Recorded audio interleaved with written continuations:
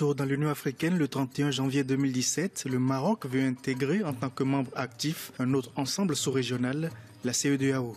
Selon le roi Mohamed VI, la communauté économique des États de l'Afrique de l'Ouest offre un espace fiable de circulation des personnes, des biens et des capitaux. Le 24 février 2017, il a demandé l'adhésion de son pays à la CEDEAO. Une demande formalisée par une lettre du ministère des Affaires étrangères à Ellen Johnson-Sirleaf, présidente en exercice de la communauté. À travers ce geste, le Maroc veut s'insérer dans cet ensemble régional en tant que membre à part entière. Sur le plan économique, le PIB de la CEDEAO dépasse les 700 milliards de dollars et sa population est estimée à 320 millions d'habitants.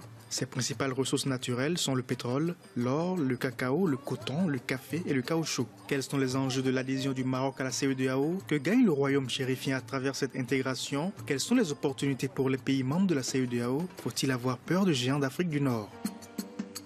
Le royaume du Maroc, c'est une population de 35 millions d'habitants. Situé au nord de l'Afrique, l'un de ses voisins, à savoir la Mauritanie, a déjà été membre de la CEDEAO. En intégrant la communauté sous-régionale, le royaume chérifien veut aujourd'hui conforter sa place de premier investisseur africain dans l'espace CEDEAO.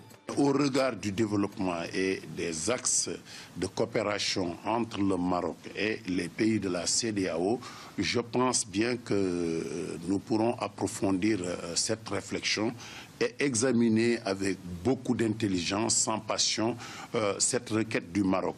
Quand on sait que le Maroc est déjà dans cet espace communautaire et les relations entre le Maroc et certains de nos États sont des relations de coopération, des relations commerciales très dynamiques que nous suivons chaque jour. Sur les 23 visites récemment effectuées par le roi Mohamed VI, 11 ont eu lieu dans des pays de la CEDEAO. Pendant ces visites, une centaine d'accords dans plusieurs secteurs d'activité publique ou privée ont été signés. Nigeria, Sénégal, Guinée ou encore Côte d'Ivoire, le Maroc a ses intérêts un peu partout au sein de la communauté ouest-africaine. Le Maroc est un pays qui ne peut apporter que du bien à la CEDEAO parce que c'est un pays qui a réussi à relever un certain nombre de challenges sur le plan économique. C'est un pays aussi qui est très présent à travers de grands acteurs économiques dans le secteur bancaire, dans le secteur des télécoms, à travers des investissements productifs que nous voyons comme la baie de Cocody. Donc nous sommes pour les grands ensembles, nous sommes pour l'intégration et nous pensons que le fait que le Maroc puisse venir rejoindre la CEDEAO ne pourra que renforcer celle-ci et puis ne pourra aussi qu'initier encore une nouvelle étape dans l'agenda de l'intégration africaine. Le royaume a beaucoup de gains en Afrique. Je vous donne un cas simple. Au Sénégal, vous avez l'équivalent de 50 à 60 camions d'agrumes et de fruits et légumes qui rentrent au Sénégal par jour venant du Maroc. Regardez ce qui se passe dans les banques. Pratiquement, les 60% du secteur bancaire sénégalais sont détenus par les Marocains. Les assurances, la même chose. L'immobilier, vous voyez la rentrée dans l'immobilier et dans l'énergie, ce que le Maroc est en train de faire. Donc le roi, il est très intelligent. Je pense qu'il met sa diplomatie au service de l'économie. Et un chef d'État, en fait, c'est la vision qu'il faut avoir pour faire prospérer un pays.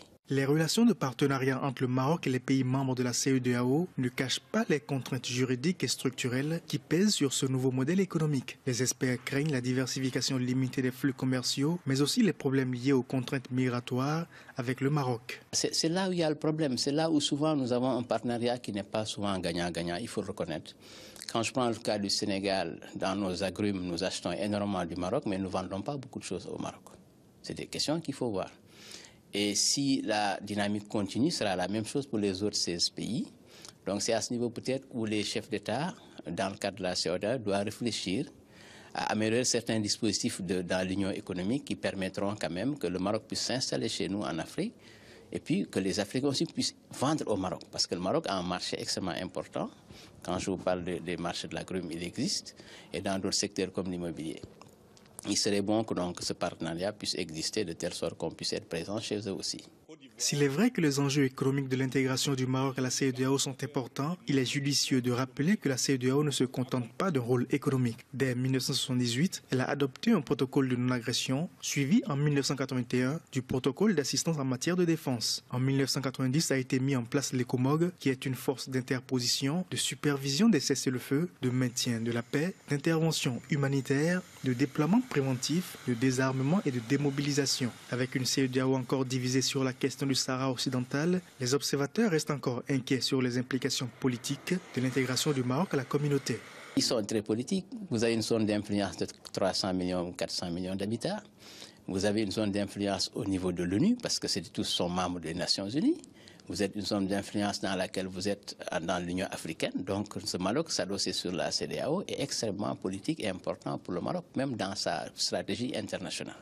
Si le Maroc intègre effectivement la CEDEAO, quelle sera sa position face au projet de création d'une monnaie unique à l'horizon 2020 ?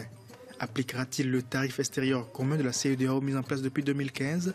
La libre circulation des personnes et des biens sera-t-elle effective comme c'est le cas actuellement au sein des pays membres de la communauté ? Autant de questions encore en suspens. Pour l'heure, la diplomatie marocaine se bat pour faire de cette adhésion une réalité, sans oublier que son voisin, la Tunisie, a aussi sollicité une intégration à la même communauté sur